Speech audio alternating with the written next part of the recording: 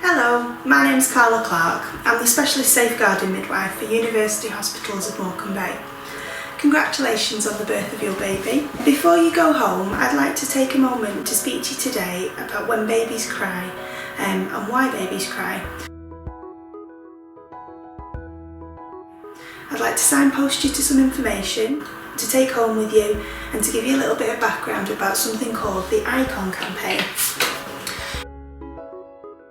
You may have seen posters around the unit with this ICON message across them, and it's important information for all families regardless of your experience of babies, whether you've had your first baby, whether you've had your fifth baby, whether you're going home to a very, very full house, or whether you're going home to just yourself and your baby.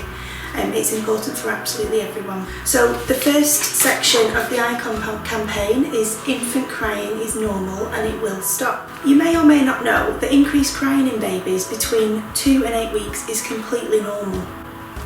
Your baby might start to cry more frequently and for longer episodes, hitting a peak around 6 to 8 weeks. Every baby is different, as you'll know, but as the weeks go on, that crying does start to decrease. Now, crying from babies is designed to get our attention. It can be really worrying at times, and it can also become quite frustrating. Obviously, if you're concerned at any point that your baby is unwell, then you must seek professional advice from your midwifery service, the health visiting service, your GP, or 111. The second section is comfort. Comfort methods can sometimes soothe babies crying, and the crying will stop. There are various ways to comfort a crying baby. Some parents will be well versed in these methods and some won't have had any experience at all. Again, all babies are different and there's no right or wrong answer. No one knows all the answers. Some options for comfort for your baby might include talking calmly, humming, singing a gentle song, letting them hear a repeating or a soothing sound, holding them close. Skin to skin contact is wonderful for so many reasons, one of them being that they can actually help soothe baby crying. Go for a walk outside, obviously if it's safe to do so, and give baby a warm bath is another option. Now, these techniques, they won't always be accessible to everyone or work for every baby. It might take a combination of these methods and it might take more than one attempt to soothe your baby.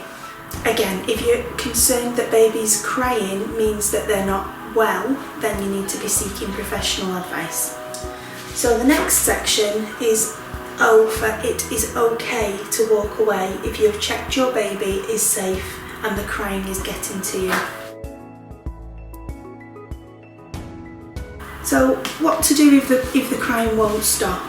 Not every baby is easy to calm, but that absolutely doesn't mean you're not doing the right things. It doesn't mean you're doing anything wrong. This can be incredibly frustrating for any parent or caregiver. Please don't get angry with yourself or with baby. If you do feel yourself becoming angry, put your baby in a safe place and walk away so that you can calm down and decompress. Try doing something that will take your mind off the crying. Above all, please recognise that this feeling of frustration can happen to absolutely anyone and does happen to a lot of people. And it is okay to need to take a few moments if you feel like you might be losing control of the situation or of your feelings.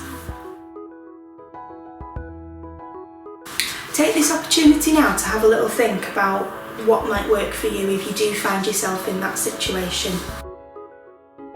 Examples could be listening to your favourite song, doing a couple of minutes of a gentle exercise, or doing something that calms you. You could possibly call a relative or a friend if that's something that you feel comfortable doing. You should get a leaflet upon discharge from hospital, and your community midwife will also have some of these leaflets if you need one.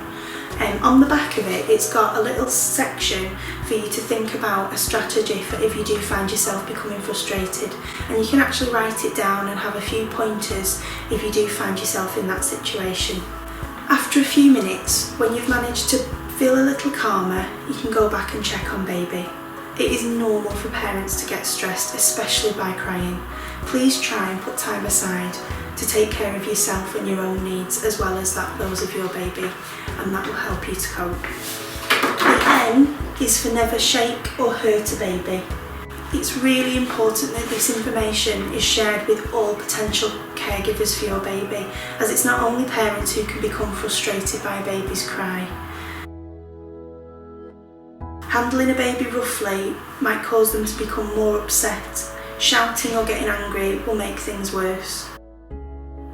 Sometimes parents and people looking after babies can get so angry or frustrated at a baby's cry that they do lose control. They act on impulse and shake their baby. This can in turn cause blindness, learning disability, seizures, physical disabilities, and even death. This is absolutely not a pleasant topic of conversation, but it's really important we acknowledge how serious this can be and acknowledge that actually it's okay to feel stressed as long as you are looking for somewhere safe to put baby down and you can walk away for a couple of moments.